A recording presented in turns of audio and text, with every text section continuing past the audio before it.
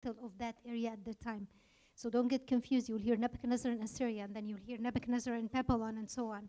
But anyways, so Nebuchadnezzar at the time, he sends army and he wants to expand his kingdom. So he goes to the north and goes to many, many places trying to take over. Some people accepted him and feared him, and some didn't. So when he went back very shamed, he was very upset, and he decided that I am going to avenge. And that's at the end of chapter 1, where he says, those who did not accept me, I am going to avenge them.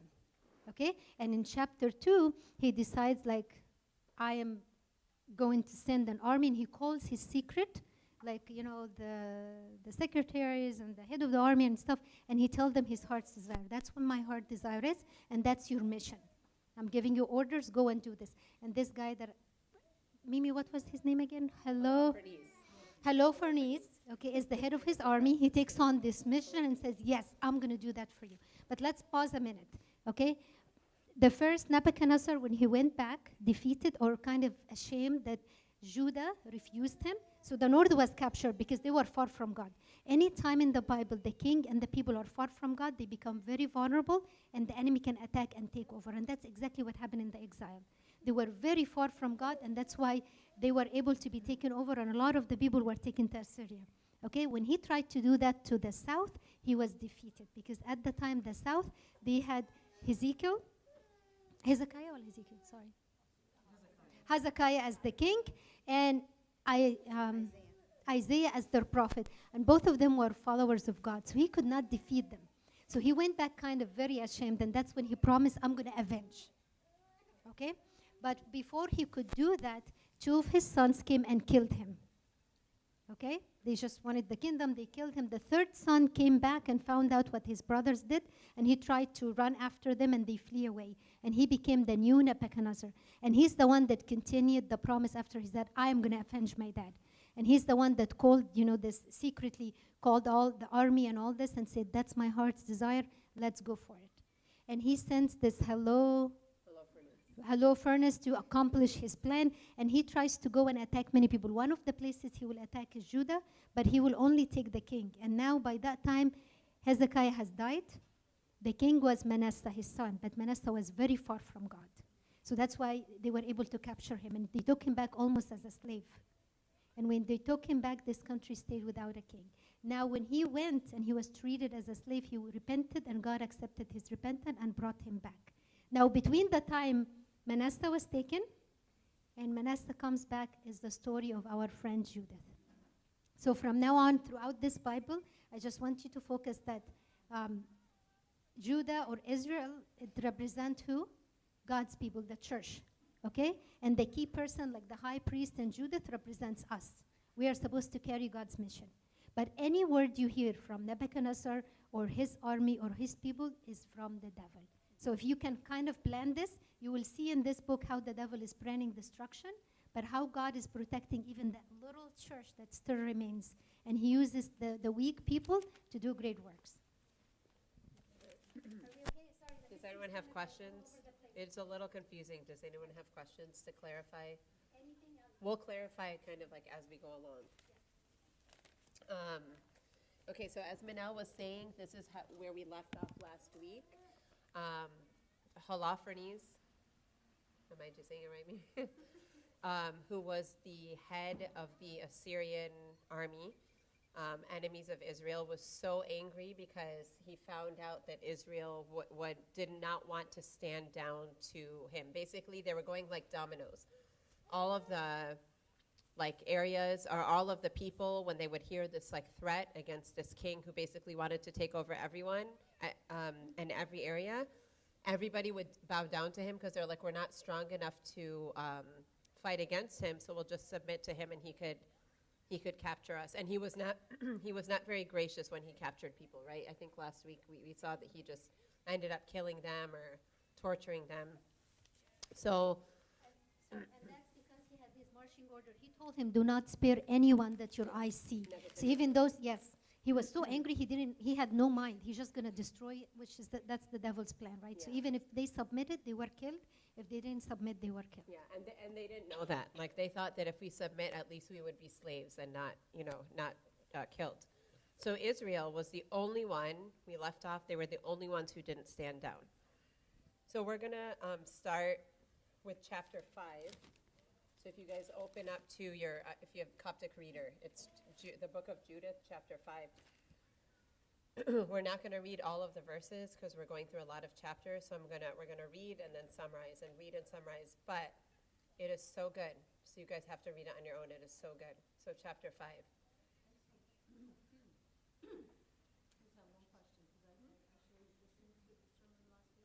Mm-hmm.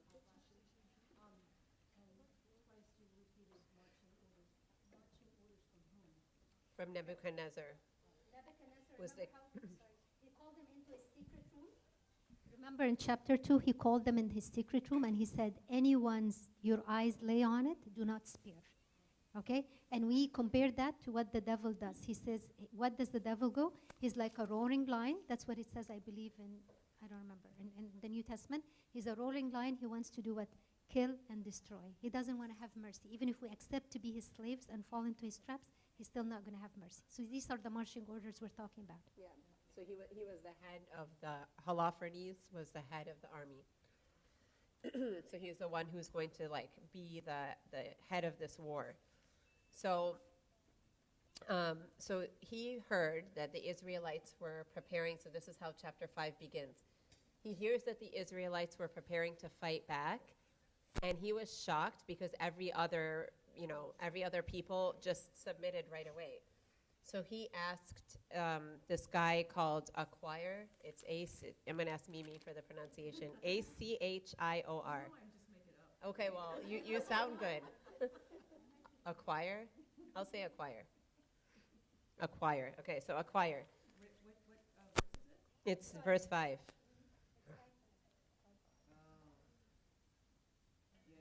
We'll say Acquire. So this man named Acquire. So he was so upset. So he's like, who are these people? Because they, it's not like now, word doesn't spread that quickly. So he's like, who are these people? Who do they think they are that they're able to stand up to us? We're the most powerful army and no one has stood up to us.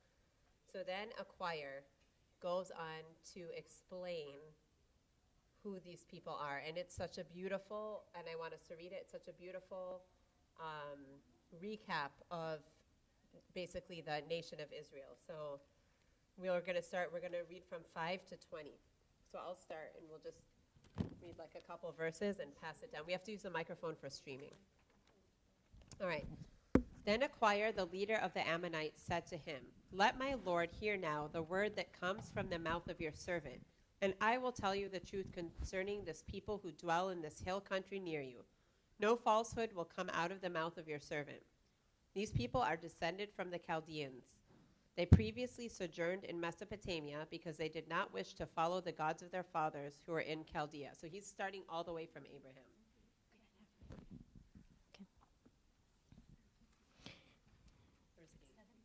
Okay. Wherefore, forsaking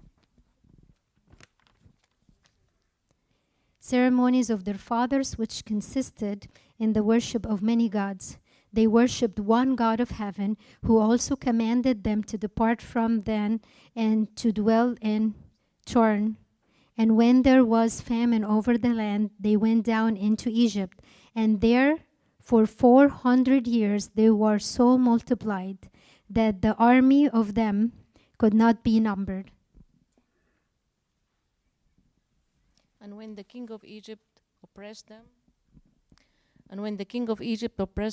and also subjected them to labor with clay and brick in the building of his cities, they cried out to their Lord, and he struck the entire land of Egypt with various plagues.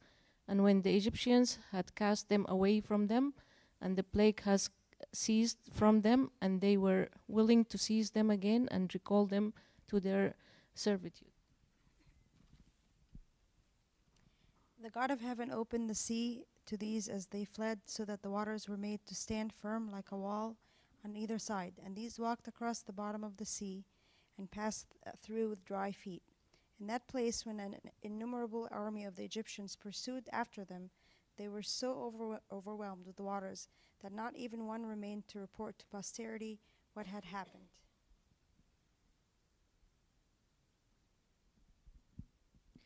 In truth, going forth from the Red Sea, they occupied the desert of Mountain Sinai, in which man could never dwell, nor a son of man take rest.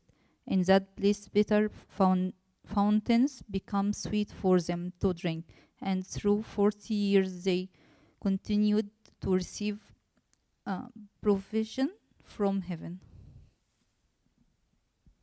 And although they had entered without bow and arrow and without shield and sword, their God fought on their behalf and was victorious. And there was no one who could attack this people except when they withdrew from the worship of the Lord their God.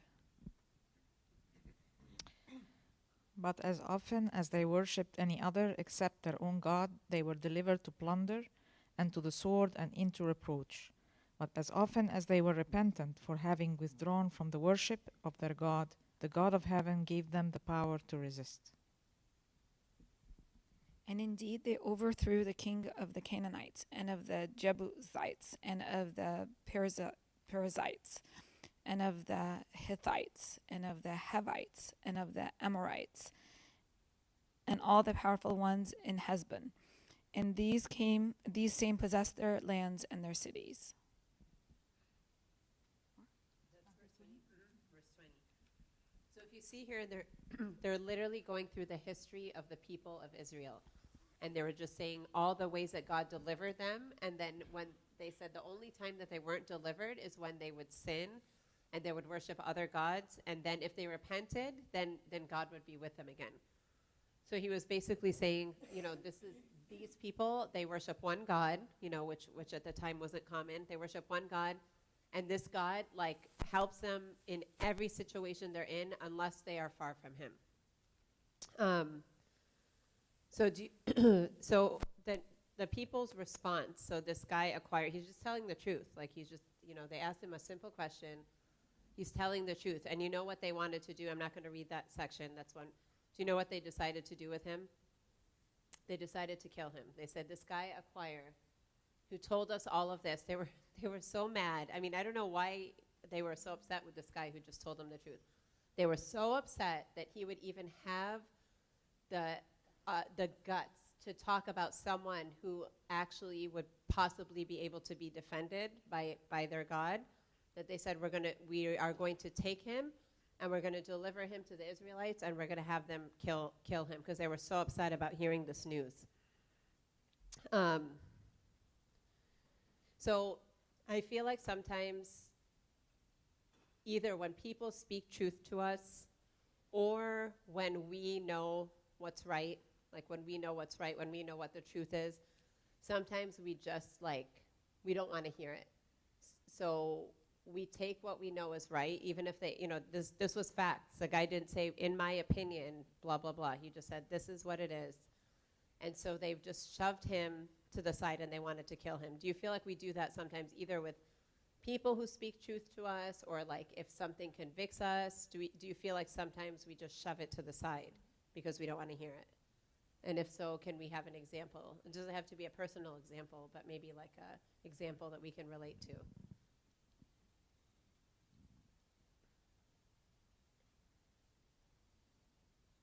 Do you ever feel like maybe God is putting something on your heart that he's convicting you of, and then you hear the same message, let's say in Bible study or in a sermon or in your Bible reading, and you're like, oh, that's just coincidence, and you just kind of move on, and you don't actually respond to that?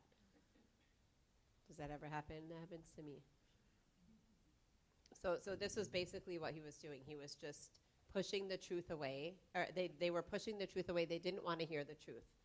So instead of dealing with it and saying that this is real, they said, no, this is not, he's making up stories and we're going to kill him.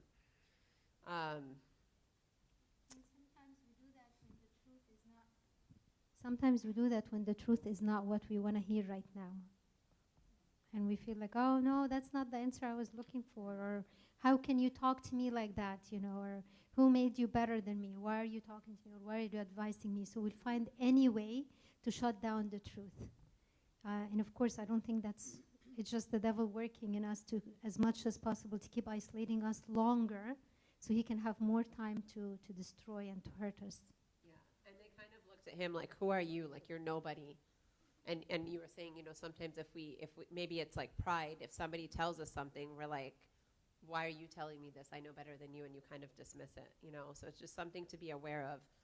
Like when we hear truth and we hear something we're convicted of, or when we do feel convicted, what do we do with that? Do we act on it, or do we just kind of shove it to the side? I think for me, like, probably out of my pride, sometimes I just will just shove it to the side and be like, oh, it's a coincidence, or like, oh, this person is telling me this, but they don't really know, whatever. I think it's going to come later, but it's the arrogance versus humility, or the pride versus humility. And I just saw the movie Man of God, and it reminded me of a scene of when he was telling, when this bishop was telling his boss, actually, who was like, he had a hard time with God, or didn't believe in God, and he basically told him, like, no, God is real, and he just gave it to him, like gave him the truth, and the guy got so mad at him, and then just like threw something at him, and then this man of God was like, oh, I'm sorry, it's obvious that I made you angry, and then this whole like, huh? He blamed himself for Yeah, being angry, and then he's like, no, you're right. I made, there's something that I said that made you angry. I understand. But he didn't shy away from the truth, but just his approach to him. And you can see the guy in front of him kind of like melt, I also have to go back a little bit in the beginning to see what made them mad or whatever. But I guess just mentioning that the Lord, struck the entire land and they were in war. I think they wanted to kill him so that nobody will hear that. That's like their secret weapon, basically. Yeah, you're right. Yeah, that's right, because it was their secret weapon, basically. Like he was sharing what their secret weapon was, which was when God is on their side, then, nobody can fight against them. Okay, so then they basically...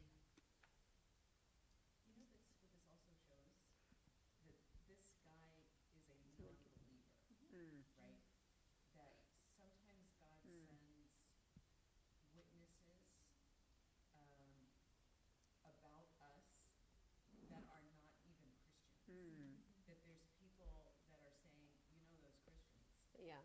You don't want to mess with him because this happened and this happened and this happened. I mean, you would expect this guy to be a believer, but he's Yeah. Well, and we'll see kind of like what happens to his character next.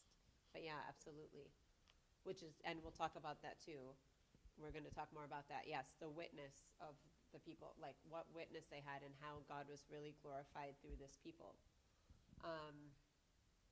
So in chapter 6, so after they sent him off, and they had this plan to go take him up the mountains, basically to get him killed by the Israelites. So that's what happens in the next chapter. So then Holofernes, he's like we said, he is the head of the army, and this is his response to everything that happened. It's verses just 2 to 5 we're going to read. Yeah, he was really upset. I don't know why it's funny to me, because I'm thinking like, poor guy, he just asked a question, and now they're all against him. So 2 to 5. So chapter 6, right? Don't shoot the messenger, exactly. They shot the messenger. Because you have prophesied to us, saying that the people of Israel may be defended by their God, and so as to reveal to you that there is no God except Nebuchadnezzar. When we will have struck them all at one man, then you also will pass away with them by the sword of the Assyrian, and all Israel will perish into perdition with you. And you will be shown that Nebuchadnezzar is the Lord of the whole earth, and then the sword of my army will pass through your sides, and being stabbed you will fall among the wounded of Israel, and you will breathe no longer when you have been destroyed with them. All right. was that verse 5? Sorry, my version's a little bit different. Okay, sorry, so one one more. And furthermore, if you consider your prophecy to be true, do not let your countenance fall, and let the paleness that has taken hold of your face depart from you, if you claim that these my words cannot be fulfilled. So he became pale, the poor guy. Yeah. He lost all color in his face. Yeah, and then in verse 9, I would like someone, because my version is a little bit different, but in verse 9, everybody has Coptic reader, but this is for some reason this Orthodox Study Bible has a different. Just the words are different, so I don't want to confuse. So just read verse 9 and see what else he said. Then, diverting by the side of the mountain, they tied Achior hands and feet to a tree, and so they abandoned him, bound with ropes, and they returned to their Lord. Oh, shoot. I wonder if because my verse 9. What does yours say? Shoot. I hope I haven't this whole time been telling everyone to read the wrong verses. Verse 9, it just says, and if you really suppose in your heart that they will not be taken by us, talking about the Israelites, then do not be downcast. I have spoken, and no word of mine shall fail. This is Holofernes speaking. So he's basically making himself like what? Like God. Yeah. He's I don't know. Yeah. Shoot. Now I'm wondering because all of the verses that I have to read came from here. Okay, well. Yeah, I guess I will. Sorry. Because, I'm sorry, guys. I didn't realize that they were different. I thought it was the same exact thing. Okay, so basically, Holofernes is making himself a god. He is saying, like, you will see no word of mine shall fail, right? So he's completely making himself God. He is completely discounting everything that was said to him about the Israelites because he's saying, like, he's not God. Who you're talking about is not God. I'm the one who's going to be able to control it, and you just wait and see. So then they went to go take him after this. They went to go take him up the mountain, and basically it was described like Israel was like on top of this mountain, and the only way to pass up these mountains were these like really small passageways where they were already there kind of like to defend themselves. So it was like a little bit easier because there was just small places. It's not like the enemy could come in these huge places. But they basically went, they were going to go take him up to one of these small places and leave him there. And then they started to stone all of them. So they got like scared and they didn't wait till he got killed. And they just left him there and they tied him to a tree. So they tied him to the tree and then the Israelites found him. Poor guy, probably scared out of his mind. So he was left him there. And then the Israelites found him, and they're like, what happened? Why are you here? And so he explained to them the whole story. He said, they asked me this question about who are you, who are these people? And I explained to them who you were, and I told them that you guys are, defended by this great God, and if you're with God, you succeed. And if you're not with God, you fail. Okay? So he was very, again, honest guy. He answered the question very honestly. And then they were actually so happy to hear that. So I'm going to read verse 18 to 21 in chapter 6, but I'm not sure. But you guys can try to find it. So, sorry. I mean, like, hopefully, maybe we can figure out, like, how many verses I am off. So 18, it says, then the people fell down and worshipped God and cried out, saying, O Lord God of heaven, look down upon their arrogance and have mercy on the humble state of our people. 15. Okay, so we're four verses off. 4 verses. I'm 4 verses ahead. Okay. Look with favor upon those who are sanctified unto you this day. Then they encouraged a choir and praised him exceedingly. So, thank God, this guy ended up, they were so happy with him and they took care of him. Then Uzziah, who was the priest at that time, took him from the assembly to his house and gave a feast for the elders. And all that night they called upon the Lord of Israel for help. So they were happy. They were happy. Why? Why were they so happy? Why do you think they were happy? You kind of alluded to it, Mimi. Why do you think they were happy to hear this story?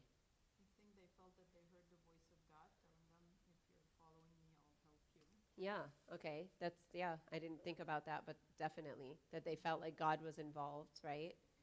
What else? Oh, yeah.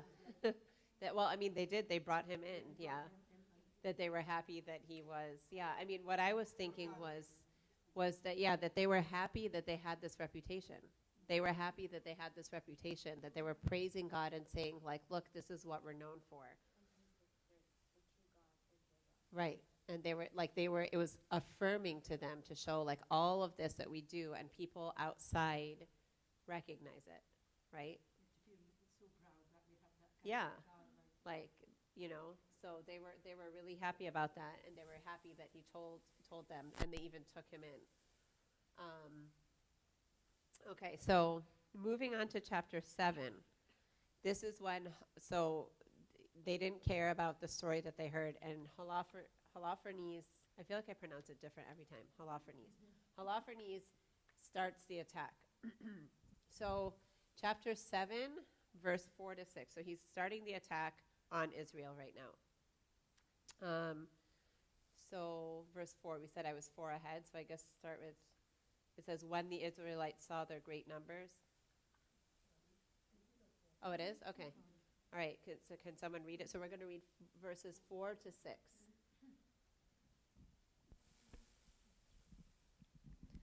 But the sons of Israel, when they saw the multitude of them, prostrated themselves upon the ground, scattering ashes over their heads. Oh. Sorry, it's not. Okay, I'm just going to read it. It says, when the Israelites saw their great numbers, they were exceedingly distressed, each saying to his neighbor, now they will ravage the entire land. Neither the high hills, nor the valleys, nor the foothills will support their weight. Still, each one took up his weapons, and having lit fires on their watchtowers, they stood guard that whole night. Then on the second day, Holofernes brought all his cavalry out in full view of the Israelites in Bethulia. So what was happening? First we said that the Israelites saw their great numbers, and they were exceedingly distressed, okay? And they were just basically saying, like, we're about to get destroyed. And then what happened?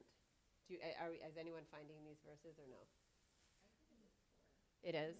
Just a different wording? Okay. So what was number 5 then? So they were really scared and terrified, but what did they do next? Okay, is that what it says? Okay. Okay. Yep. So they took up weapons. Yep. And they lit fires on their watchtowers and stood guard that whole night. So even though they were scared and they did not feel like they saw any victory in front of them, they felt, and actually verse 6, the commentary says, because it says Holofernes brought all of his cavalry out in full view, and that's like a war tactic, like done to intimidate people. And usually, apparently, when they do that and you see that you're outnumbered, you raise your white flag and you surrender, because you realize that you can't do it. So even though they were scared, they still what? They still got out their weapons, they stayed up all night, and they still did their part. They still did their part. They could have very easily fled. They could have surrendered. They could have just given up, right? But they were scared, and they still did their part. So what do you think, like, how do you think that relates to us? Like when we're faced with like a trial, when we feel like the enemy is really like in front of us and we're seeing like a really not good situation, whether it's like actually in front of us, something that we see in front of us, whether it's something that we deal with like inside of us, whether it's something our loved ones are dealing with, like what's our first, like honestly, like what is our first, if we're in this situation, what would be our first step that we take after we see in front of us, like the enemy is basically showing his true colors, it's like when the peacock shows it's like all the feathers and you don't realize how like big that bird is and you're like, ooh,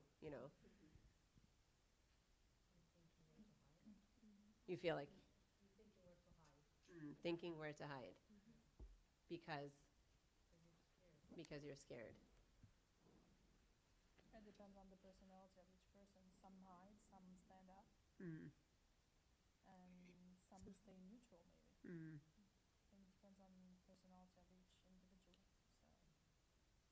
And some stand down, right? And some stand down. Some people say it's not worth it. It's not worth it to go through all of this. So, so we, yeah, yep. So exactly. So then next, so somebody came and told Holofernes, said, you know what? You don't even have to fight them physically. The only thing that keeps them alive is the water supply that like goes, I was telling you about those like little road things. They get their water supply through these like little things that come up the mountain and down the mountain. So he said if you cut off their water supply, there is zero way they won't be able to fight. They're going to be way too weak and they will not survive. And instead of like you wasting all of this, all of your men and your people, just cut off their water supply. So this is like Manal was saying, anytime we talk about the other side, we make a parallel to Satan in our lives. And sometimes when we're already down, right, Satan really tries to cut off our water supply. So he says, okay, your situation is already bad. Your situation is already bad. What I'm going to do is I'm going to cut you off from the source, okay? Which, and a lot of times in our trials, we know we should go to God, but sometimes Satan makes it so hard for us to do that. Do you guys feel that that is the case? Like sometimes it's just like, he's like, all right, you're already down. Let me cut off all that you have left. Because that's the one thing that's going to keep you alive in this situation. And at this point, it was just completely taken away. And we're going to read and we're going to see like people were like fainting, like women and children, like it affected them so deeply. So do you feel that this is, I know that we know that we should, obviously, we know the Sunday school answer is like when we're in trouble, we should, it's okay, so we know that what we should do, but when we're in those hard times, like, what do we sometimes do? Like, what do we sometimes do? Or what do we sometimes feel is being done to us? Does anyone have a mic just because of streaming? There is another one. There is. There's three, actually. Yeah, one for this side and one for that side. So I think you have one. I think, You just have to, no, press it hard.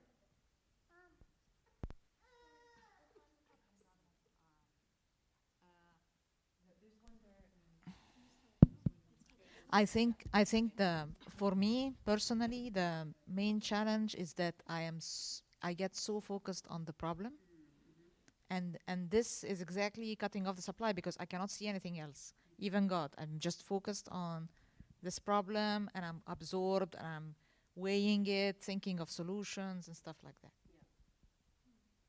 I think, especially as women, like we really and I feel like every Bible study, like one of the themes that we see of like what not to do is just like try to control the situation on our own, because that does kind of cut us off from what we should be doing. Yeah, like sometimes I feel like I'm so like down that I just like I'm thinking like I know I should be praying right now, but I can't. And it's almost like the devil is making me think that way so that I can't go to the source that's going to bring me life and hope and water. and even when we stand to pray, still Mm. we're thinking about the problem. Mm. And then Yeah. instead of talking to God, like we're thinking of that. Yeah. To distract us from God, like from the Yeah. Though He Good. wants us to come and just to pour it out, Mm. just put it in front of you, and I will take care of that. Right, and that because it keeps us attached to the source when we do that. The danger is when we detach ourselves from the source, whether it's, our being with God, being with the body of Christ. Sometimes we cut ourselves off in the moments where that should be the last thing that we do. It should be it's our lifeline, and when we just cut ourselves off. So then we find ourselves like, oh my gosh, like I can't even, like what is happening to me? We find ourselves in like the lowest of the low. Do you guys like resonate with that? Like does anyone have any like something to share about that? I feel like it's such a strong illustration, right? You're an author. It's a strong illustration of like, and a parallel of what happens to us. Like our water supply is cut off, and it really destroyed them. Did somebody?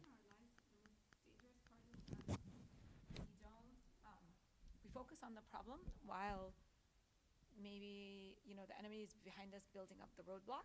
Sorry, building up the roadblock and feeding that feeling of aloneness. It's not a conscious. Nobody's saying is gonna, be like, this is my lifeline. I'm just gonna turn my back now. We turn our back because something has got our attention, and then we let our attention continue to focus there while he continues to isolate us, and we let ourselves be isolated instead of following the path that has worked, whether it's reading the Bible or a book or a trusted friend or a spouse or whoever that's going to help get out of that aloneness. I think it's allowing ourselves to just turn in on ourselves and be alone. And I like how you said it's an unconscious thing, because we don't consciously reject God for sure, but it's just like it's slow like trick of the enemy where he wants to destroy us. Okay, so a good friend of my mom's sent her this text yesterday night that is exactly what we're talking about. She says, the difference between big faith and little faith is determined by our focus. When we look at Jesus and him alone, our faith increases. When we look at our circumstances, our faith is small. Where we choose to focus will determine our faith. Never focus on the storm. The storm will not save you. Always look to the one who holds the power over the storm, which is our Lord Jesus Christ. That's like so perfect. That's so relevant. Yeah. That's so relevant. Yeah, and I think exactly that's what Satan does, is he just takes our focus away from Jesus. And and there's so many illustrations, like Peter walking on water. As soon as he took his eyes off of Jesus, he was he was drowning. And I think it's important too to remember, the verse that says the devil does not come but to kill and to destroy. And just, we were saying, his marching orders was to completely destroy, not even take them as slaves, to completely destroy. And that is like the marching orders of the devil, and all that he sends out against us. It's not just to make our lives uncomfortable, it's actually to destroy us. So he is the one who kind of like cuts us off from that source and distracts us. So let's see what happens. Verse 19 to 29. This is after the water. So there was water supplies were completely cut off here. Then the children of Israel were disheartened, and they cried out to the Lord their God. Their enemies had them surrounded, and there was no way for them to escape. Their enemies had them surrounded, and there was no way for them to escape. The entire army of Assyrians, their infantry, chariots, and their cavalry, encircled them for 34 days, and all the water containers of the citizens of Bethulia stood empty. Their cisterns were dried up, and there was not one day in which there was enough water to drink, for the water was rationed. Their children became listless, and their women and youth fainted from thirst, and collapsed in the city streets and in the gateways, for there was no longer any strength in them. Then all the people, the youth, the women, the children, crowded around Uzziah and the leader of the city. With loud voices they cried out before the elders, saying, "May God judge between you and us, for you have done us a great wrong by not making peace with the Assyrians. For now there is none to help us, and God has delivered us into the hands of them who laid us low in thirst and great in destruction." Who does that sound exactly like? What does that sound exactly like, that scene? Yeah, when the Israelites left Egypt, you remember, and they couldn't find water. And they started to blame Moses and Aaron, you remember? It was almost verbatim the same exact words. Instead of like, at the beginning, they were like, yeah, like God is going to save us or whatever, and thank God, and he brought us here, and he's going to deliver us. And then as soon as they faced a hardship, they started to blame. And they started to say it wasn't God's will for us to be here. Actually, we are here, and we're going to be like, we were delivered into the hand of the Assyrians just because they had a hard time. It says, so call to them. So they're saying, so Uzziah, they're telling their priest, imagine how much pressure he feels. So call to them and surrender the whole city, to be plunder to the army of Holofernes and all his forces. So at this point, they were giving up. They're like, we are not going to continue with this. Tell them that we're about to surrender. For it is better for us to be plunder to them, for we shall become their slaves. But our lives will be saved, and we will not have to watch our infants die before our eyes and our wives and children breathing their last. We call all of heaven and earth to witness against you and entreat our God, the Lord of our fathers, who is punishing us according to our sins and the sins of our fathers. Do according to these words spoken this very day. And with one accord, a great mourning broke out in the midst of the whole assembly, and with a loud voice they cried out to the Lord God. All right. So, can we relate to this? So they had basically reached rock bottom. Okay? And they're basically saying, we did what was right at the beginning, and it didn't work, and we're done. We're kind of done. We're not going to suffer like this. It's too much. Can we relate?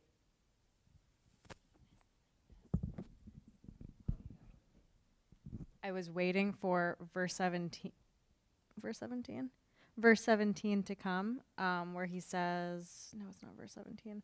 Verse 16, for it is better as captives, being alive, we should bless the Lord, than we should die and become a disgrace to all flesh. I think it goes to show just how, I think it's in Corinthians where he says, we are not ignorant to the devices of the devil. Like, he's just so good at, like, I'm going to say it in a way that makes you think, like, you are actually running away from temptation. Like you had mentioned earlier, you know, wouldn't we think to ourselves, like, oh, we'll just, like, run away and hide? Or isn't the wiser choice just to go find refuge? Logic, because I can live and take care of my kids and my ministry and blah, blah, blah. Like, it's kind of like the logical, but it goes to show just how cunning and just how, you know, deceptive, like, he really is. Because on its face, that doesn't sound like a bad verse. If I just take that verse completely out of context, it's better as captives that we should be alive. But again, it just kind of goes to show that we really do need to be on guard. We really do need to not just look at, like, the outside answer and, like, be really thinking about, you know, what is it that, you know, I'm really being tempted with? What is it that, like, the Lord is really calling me to do in this moment? Because, you know, up until this moment, they were strong, they were courageous, etc. But then it took all but the last moment for them. Well, I don't know how the story is going to end, but for them to fall. Yeah, that's an excellent point. Yeah. That's an excellent point. Exactly. Because it was logical for them to, at that point, they actually were at the worst. Nothing could go wrong. They had hit rock bottom, and they were going to die. So that was a logical solution. Very logical. Not only logical, remember what we said, anything that comes from Nebuchadnezzar or Holofernes or whatever, anything that comes from them is from the devil. So just keep in mind the tricks that he's using. So he starts from the outside attacks, okay? From the outside, you know, cut the water supply, or sorry, surround them, show them the best, you know, fighting tools that you have so they can fear and surrender. Next, cut their water supply. Next, you know, just keep making it harder. And then now the fight is coming from inside, from their own people giving up, from their own people attacking. So it's really like, just keep in mind the tricks that he uses, because they're just the same every day. Day in, day out, he just uses them. And he has all the time, you know, he thinks he has all the time in the world, so he's very patient, and he's just gonna keep tightening and making the situation harder. But what I wanted to say in conclusion, what is the goal of all this? Is that we run to God, right? So whether the situation is easy or hard, take the shortcut, run to God. And sometimes I take the long way, and, you know, we struggle, and then finally I give out. I'm like, okay, let me pray, you know. So that's the goal. If we can just keep in front of us the target is to get, you know, closer to God. If it's from the devil, I'm closer to God. If it's the test that I have to go through, I'm closer to God. So whatever it is, we need to keep in mind what's the target at the end. No, those are really, really great points. And it's good to be aware, or like I don't want to say to be smart or aware. Like when the attack comes from the outside, when the attacks come from the out, okay, to be one accord, okay, to be united together, to be unified together, so you can be strong. But the problem is, and the danger is, when the attack comes from inside, when the fighting, the division comes. Then when the division comes, that's the hard part, and Absolutely. so we have to be aware of that. Like, we need to stand strong together, so we Exactly. can Yeah, fight that's back. a And great point, because Yeah. what did they do? They were fighting with each other, and they fought against their leader, and they were blaming him. They put a lot of pressure on him, right? And even though he felt like he was doing what was right, he felt a lot of pressure. And at that exact moment when I was reading to prepare today, one of my children kept pushing me about wanting to do something that I did not think was right. And I was about to give in, and I promise you, I read this verse, and I was like, no, I will not. I will not. I don't care how much because I was actually imagining Uzziah. It's probably like he was in a bad position. Like, you know, when things go wrong, people always blame the leader, sadly. You know, they blame the leader, so I'm sure it was, you know, I felt a lot of pressure, so I felt it at that moment. So thank God for that verse. It came when it did. And don't forget, they don't have a king, remember? The king was taken as a slave, as a captive. And so Nebuchadnezzar thought, oh, this is such an easy fight. I don't even have to fight. They have no king, they have no army plan, nothing.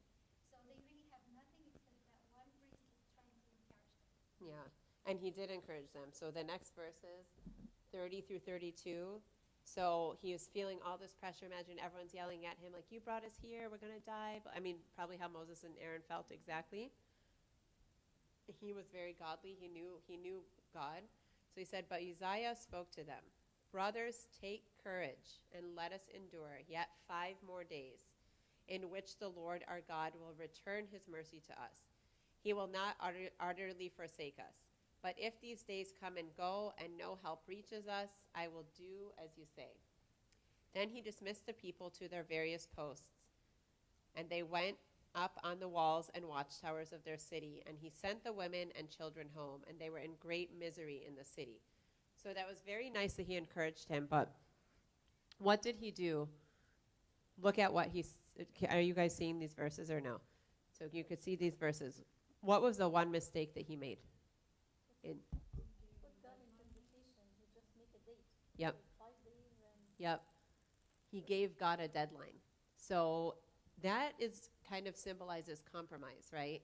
Like, I will do what God wants, but I also want to please the people. Like today I had to tell my child, like, okay, when you're not going to do it today, but maybe I'll think of it another day, which is not true, but I just had to say it. So we'll, you know, like, it's the compromise. So what he was doing was he wanted to please the people, and he wanted to do what was right in front of God at the same time. And so, you know, and many times you just can't do that. You can't please people and please God at the same time. So that's what he did that was wrong. And you're going to see he's going to be very gently called out for what he did.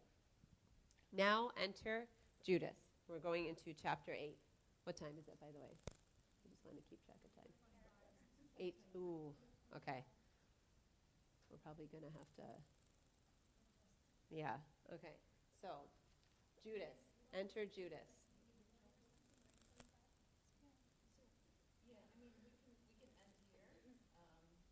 The problem is we are the last week we're already.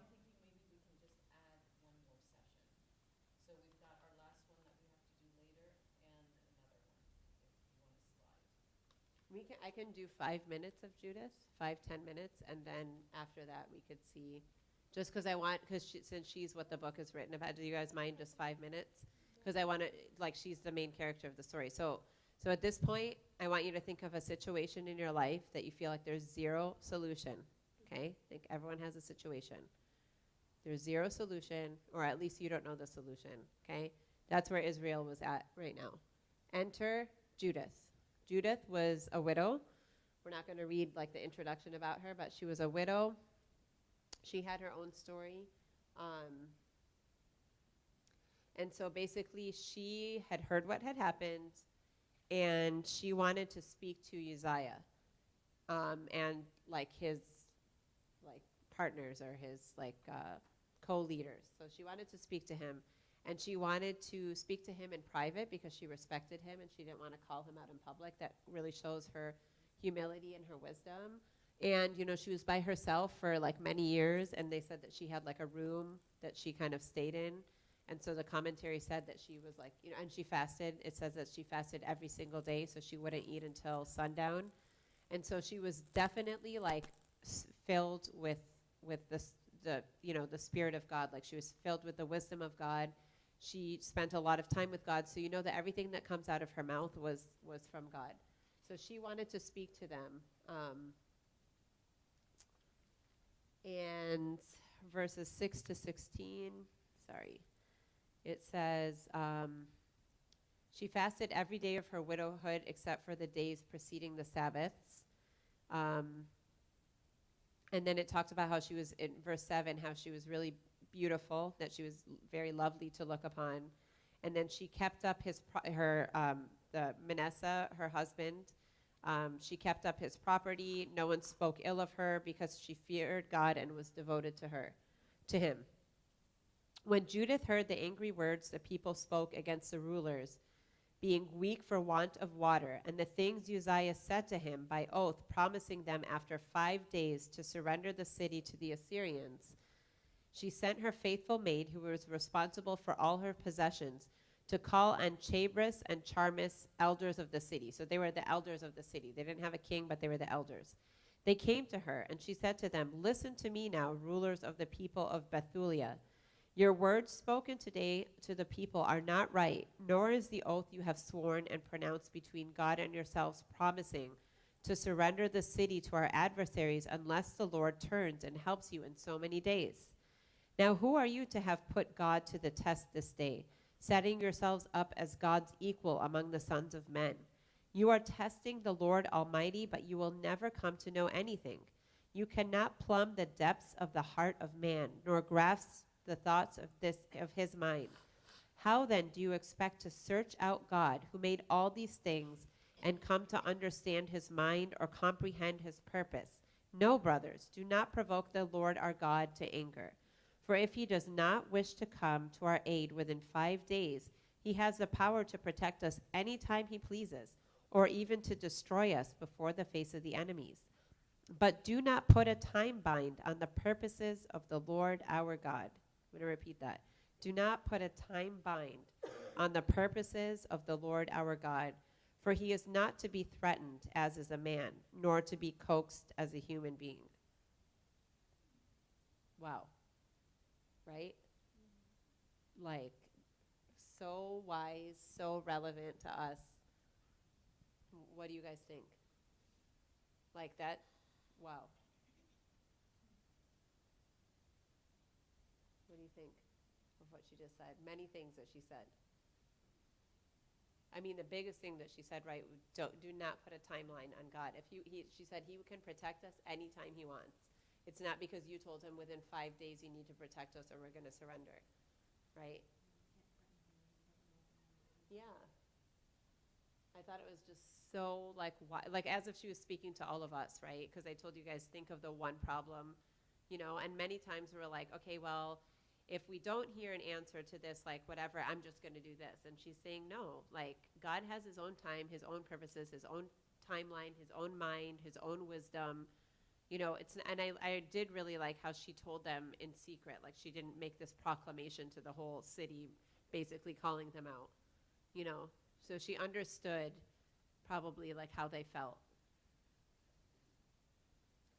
But I think, Sherry, just to be the devil's advocate, Never, because Mona. they were like they were thirsty, dying. Their kids were listless.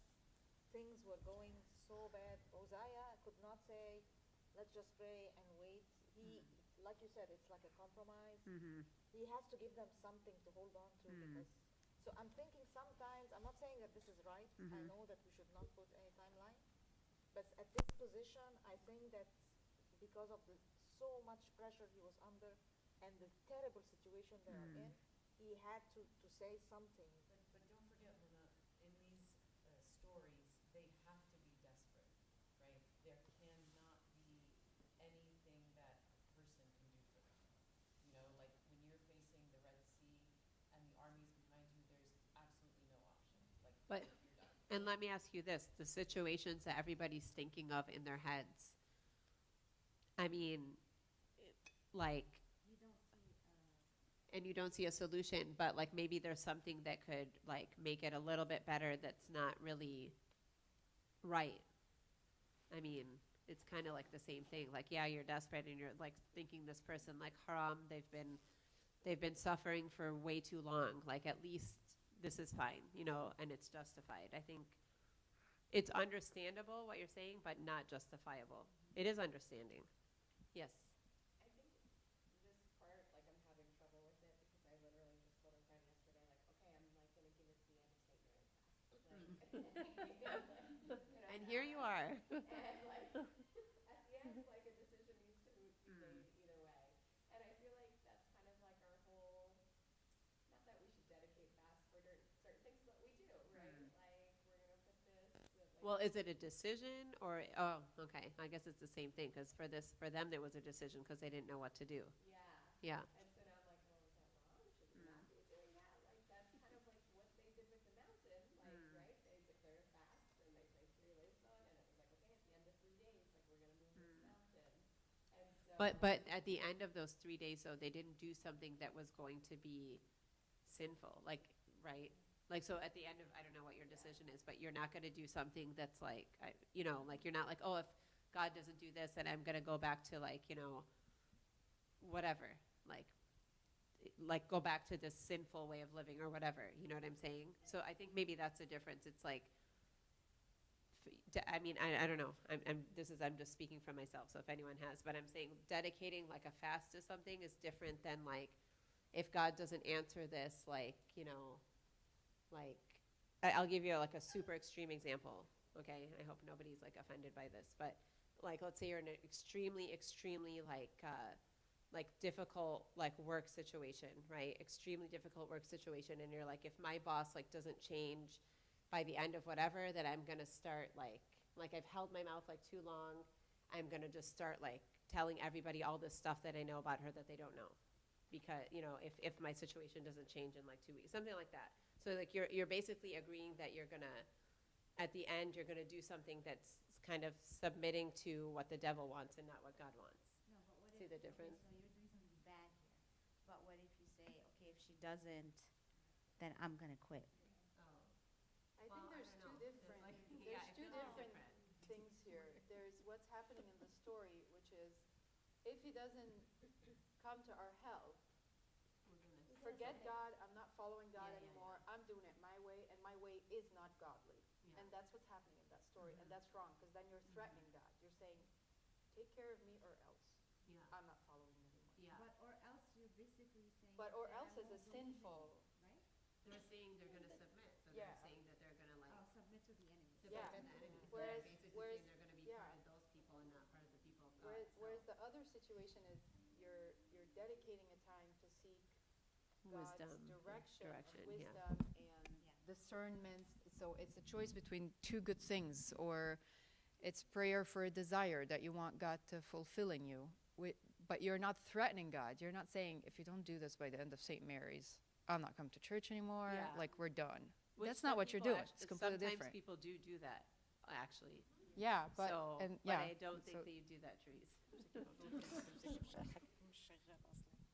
I don't think so.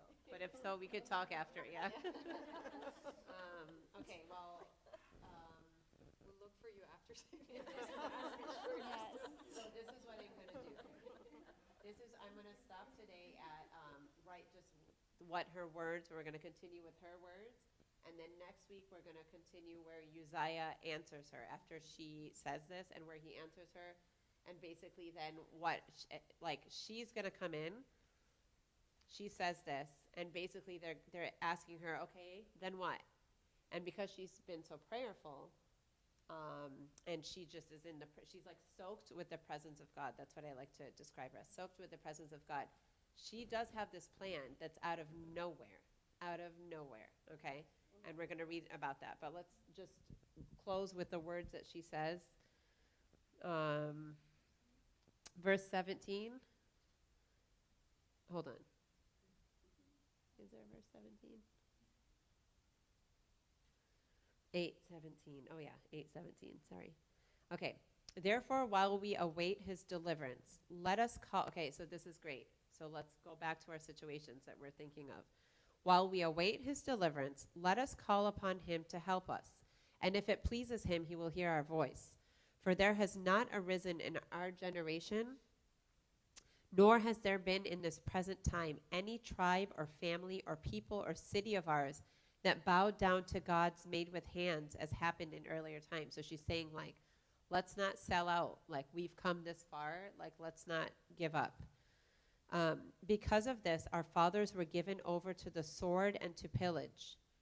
And this is why they suffered a great defeat before our enemies. But we know no other gods but him. Therefore, we have hope he will not disregard us, nor any of our nation.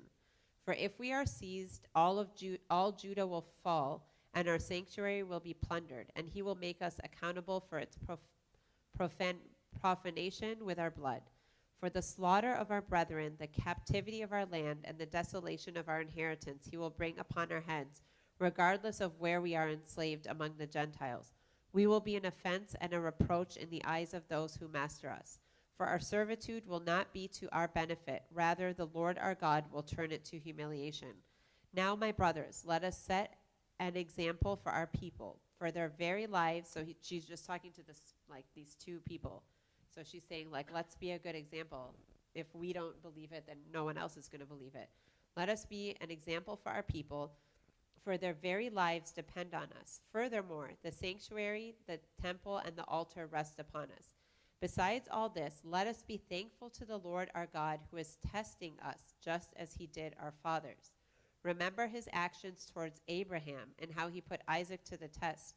Recall what happened to Jacob in Mesopotamia of Syria, while shepherd to the sheep of Laban, the brother of his mother. For he has not tested us with the fire, even as he did them, to search out their hearts, nor has he punished us. Rather, the Lord scourges those drawing near to him as a warning. So what was she telling them? She's saying, this is what? This is just a what? A test. Yep, this is just a test. And she said, look back at all the other people, our fathers, who God has tested, and see how it has really, like, he was trying to grow them. It was not because he was upset with them or angry. He was just trying to grow them. So she's like, let's look back and see what God had intended, and he's doing the same exact thing for us now. She's like saying, they didn't bow down, we also shouldn't bow down.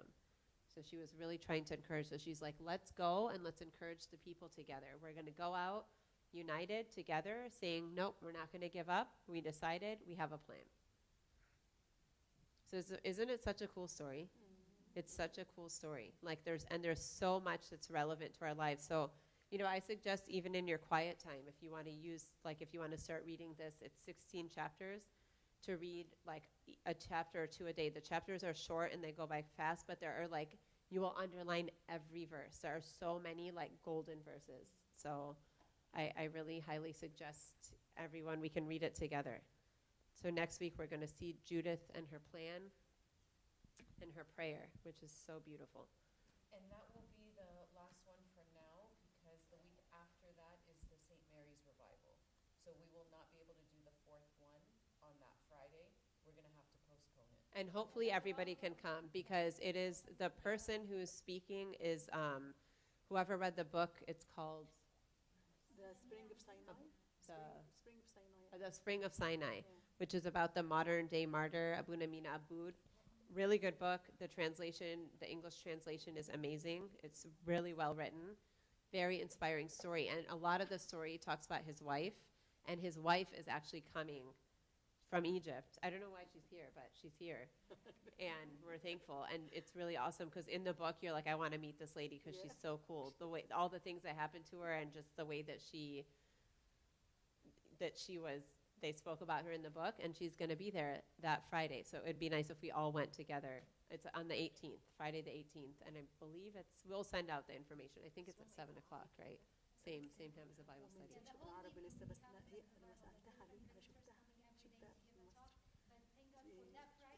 Yeah. Yep. Yeah. It's in the sanctuary.